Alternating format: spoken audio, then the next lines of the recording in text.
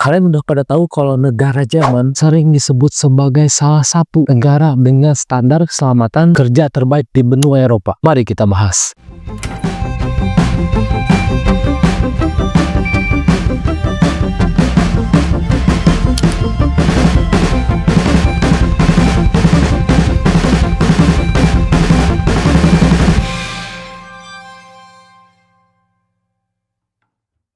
Di video ini kita akan membahas mengapa pabrik-pabrik di Jerman itu bisa jadi yang teraman di benua Eropa, bahkan di dunia. Kita juga akan bahas sistem ketiga mereka, melihat contoh kasus nyata dari pabrik di sana, dan yang paling penting, apa yang bisa kita pelajari dan kita adopsi buat Indonesia.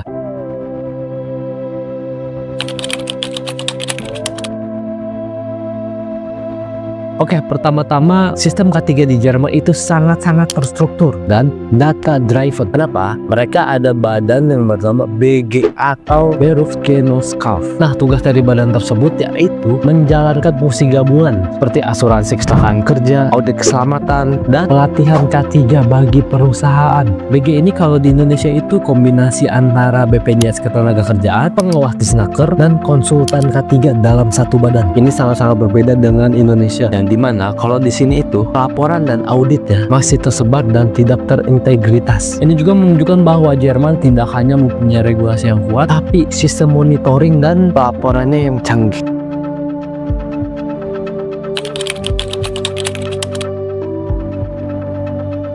Apa saja sih yang membuat sistem K3 di Jerman itu sangat efektif? Nah, ada beberapa pilar utama di Jerman. Yang pertama itu auditnya berlapis. Pemerintah, asosiasi BG yang tadi, serikat pekerja, dan perusahaan secara rutin melakukan audit K3 langsung. Laporan auditnya pasti terbuka dan wajib dilaporkan dan ditindaklanjuti. Selanjutnya, partisipasi dari para pekerja. Para pekerja itu masuk juga ke proses pengambilan keputusan. Ini jauh dari sekedar formalitas. Selanjutnya ada ergonomi dan regulasi waktu kerja. Selanjutnya ada pelatihan wajib. Di sini semua pekerja sampai yang magang harus mengikuti praktik pelatihan K3. Dan yang terakhir itu ada data dan teknologi. Nah, inilah yang membuat sistem K3 di Jerman bukan sekedar aturan di atas kertas, tapi hidup dalam budaya kerja sehari-hari.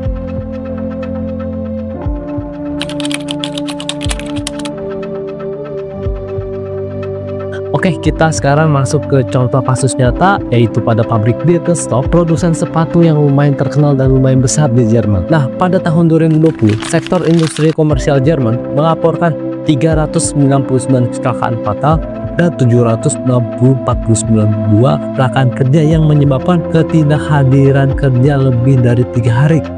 Setara dengan resiko kecelakaan kerja sebesar 18,45 per 1000 karyawan full time. Nah, tapi di sini performa dari Birkenstock ini. Nah, Birkenstock ini mencatat 11,5 kecelakaan per 1000 karyawan full time atau sekitar 45% lebih rendah dari rata-rata nasional.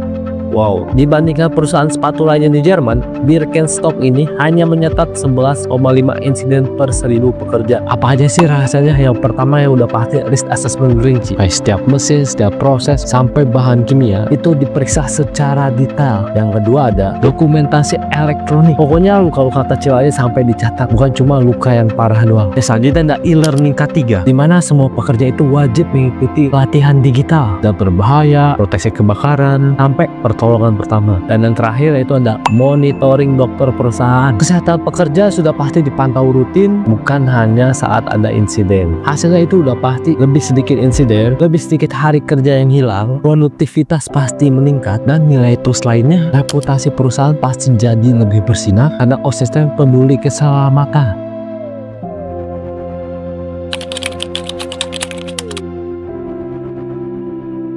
Saya melihat di Jerman dari segi transparansi datanya aja, itu Jerman tersedia secara publik dan akurat. Kalau di Indonesia sendiri kan, data itu sering belum terintegrasi dan mungkin saja tidak transparan. Dari partisipasi pekerjanya juga di Jerman mungkin sangat aktif, dan kalau di Indonesia mungkin hanya atau lebih sering hanya ke formalitas. Mungkin ada beberapa pelajaran yang konkret yang bisa kita adopsi di Indonesia, seperti bangun sistem dokumentasi yang dimana mencatat semua insiden, bukan hanya luka berat saja. Nah, yang selanjutnya pelatihan berkelanjutan seperti e-learning atau mungkin bisa sesi internal rutin untuk mengupdate isu-isu K3. Dan yang terakhir udah pasti libatkan juga para pekerjanya. Coba bentuk forum diskusi kecil atau komite K3-nya yang aktif, dengarkan masalah mereka dan cari solusinya bersama. Mungkin dengan langkah ini bukan tidak mungkin dalam beberapa tahun ke depan pabrik-pabrik di Indonesia juga bisa menurunkan angka kecelakaan kerja yang drastis, bahkan mungkin saja bisa menandingi negara-negara maju.